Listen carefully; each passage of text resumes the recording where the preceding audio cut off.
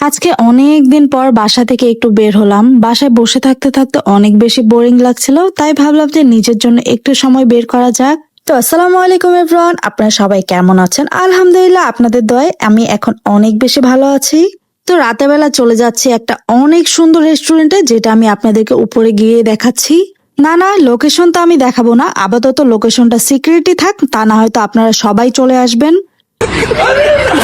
ভিতরে ঢুকতে না ঢুকতে দেখতে পাচ্ছেন, ওয়াও, তাদের ডেকোরেশনটা অনেক বেশি সুন্দর।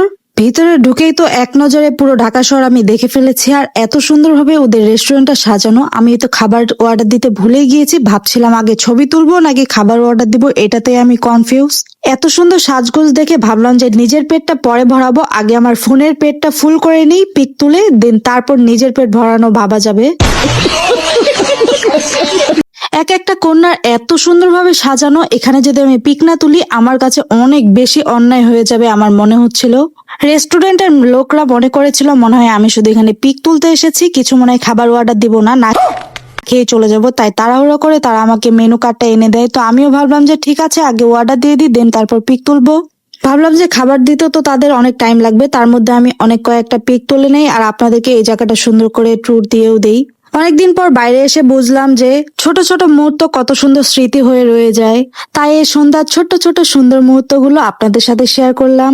সত্যি কথা বলতে অনেক সুন্দরই ছিল ওদের রেস্টুরেন্টটা, আর ডেকোরেশনটা আমার কাছে বেশ ভালো লেগেছে। তাই তো যত পেরেছি মন ভরে অনেক পিক তুলেছি, অনেক ভিডিও করেছি। এক একটা কন্যার অনেক সুন্দর করে সাজানো গোছানো ছিল তাদের। এখানে ভিডিও করতে করতে আমাদের খাবারও টেবিলে চলে গিয়েছে। আর ভিডিও করব না, তা না হয়তো খাবার পুরো ঠান্ডা হয়ে যাবে, পরে আর খেতে একদমই ভালো লাগবে না। তো চলেন এবার খাবার টেবিলে যাওয়া যাক। সত্যি বলতে মাঝে মাঝে এরকম ছোট্ট একটা আউটিং বাইরে খুবই দরকার। যত রকমেরই টেনশন থাক না কেন, কিছুক্ষণের জন্য হলেও সেটা ভুলে থাকা যায়। অবশ্য অনেক পিকও তুলেছে, ভিডিও করেছে, কেন জানি আমার এরকম সুন্দর মুহূর্তগুলো ক্যামেরায় ধরে রাখতে খুবই বেশি ভালো লাগে। খাবার অর্ডার দেওয়ার পরে যে সময়টুকু বসেছিলাম সেটাও আমি উপভোগ করেছি, কারণ অনেক সুন্দর বাতাস ছিল বাইরে। তো কিছুক্ষণ অপেক্ষা করার পরে ফাইনালি আমাদের খাবার চলে এসেছে। তো এখন টেস্ট করার পালা, খেতে কেমন। সত্যি খাবারটা অনেক বেশি মজা ছিল, দেখতে যেমন সুন্দর খেতেও ঠিক তেমনটাই ছিল।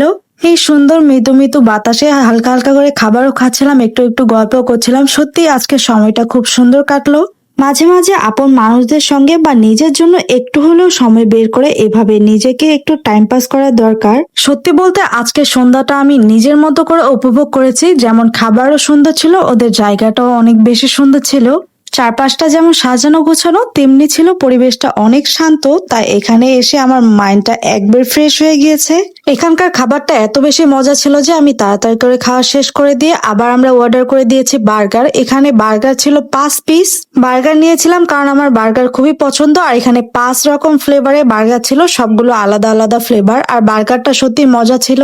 বার্গারের সাথে এরকম তারা চিপসও দিয়েছিল, যেটাও খেতে অনেক বেশি মজা ছিল। এরপরে আমরা কোল্ড কফি অর্ডার দিয়ে দিই, যেটা কিনা এদের এখানকার সিগনেচার আইটেম। খাওয়া দাওয়া করতে বরাবরই আমার খুবই বেশি ভালো লাগে, সেটা কখনোই দাম ম্যাটার করে না। খেতে মন চেয়েছে মানে খেতে হবে, পকেটের হিসাব করলে চলবে না। তবে এতক্ষণ খাওয়া দাওয়া শেষ করে আমার বেশ ভালোই লেগেছে। এখানকার বিহেভিয়ার সবারই অনেক ভালো ছিল। আর খাওয়া দাওয়ার পরে এই যে দেখতে পাচ্ছেন আমাদের বিল কত এসেছে। তো যাই হোক, আজকের এই পুরো ঘোরাঘুরি খাওয়া দাওয়া সবকিছু মিলে সুন্দর একটা মুহূর্ত আপনাদের মাঝে একটা তুলে ধরেছি। আপনাকে অসংখ্য অসংখ্য ধন্যবাদ আমার পুরো ভ্লগটা এভাবে দেখার জন্য। আর অবশ্যই যদি আমার পেজে ফলো না দিয়ে থাকেন, অবশ্যই পেজটাকে ফলো দিয়ে লাইক কমেন্ট শেয়ার করে আমার পাশেই থাকবেন।